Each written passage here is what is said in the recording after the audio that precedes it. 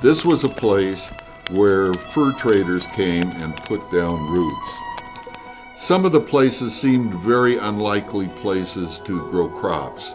Pretty harsh conditions.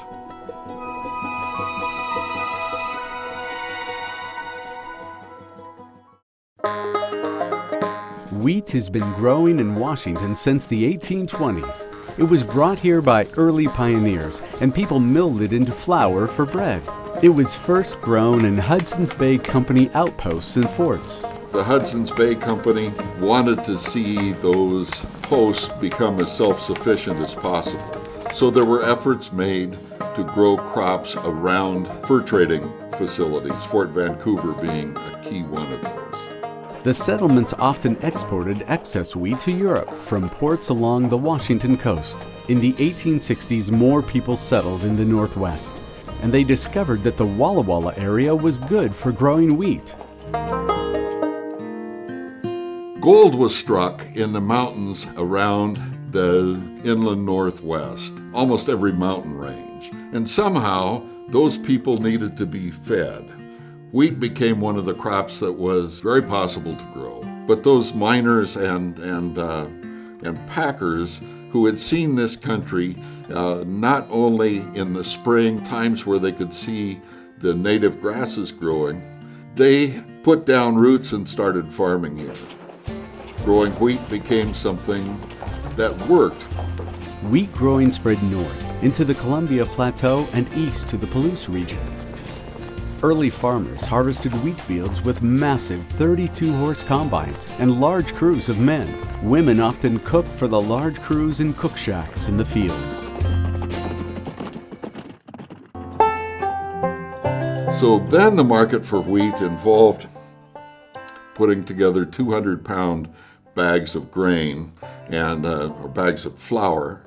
It took a lot of ingenuity to try to find a way to get this bounty we produced off to a market. First, people tried transporting by wagon. That was a difficult way. Then tramways were built.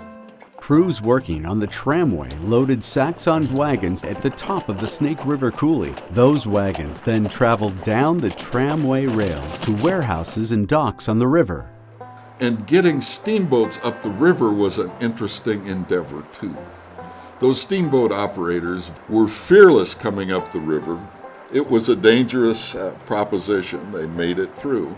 And then we learned about hauling grain on the rail system. The transcontinental railroads in 1882 and 1883 changed all of that.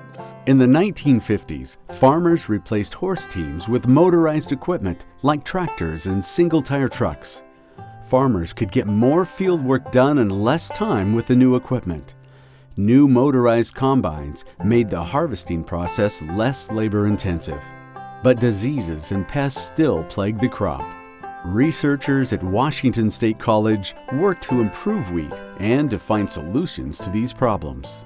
The farmers urged professors there to get out of the classroom and spend time out seeing the real challenges that they faced. That was the start of the idea of bring science down out of the skies and hitch it to our plows.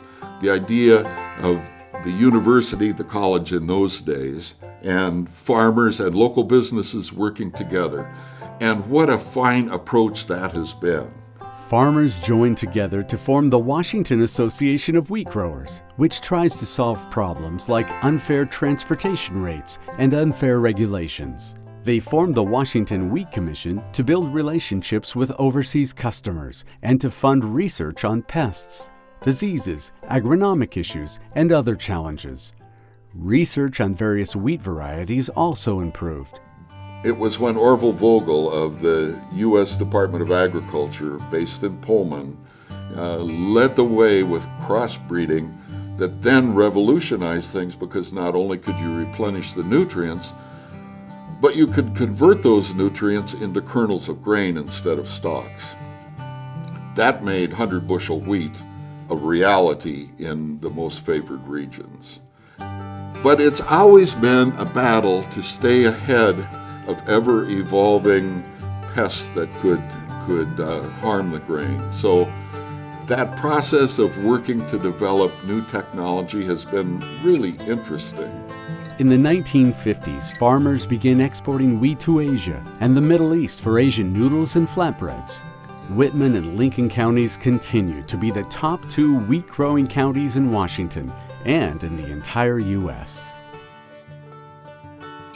This is a remarkable land. It's the finest wheat producing area in the United States, if not in the world.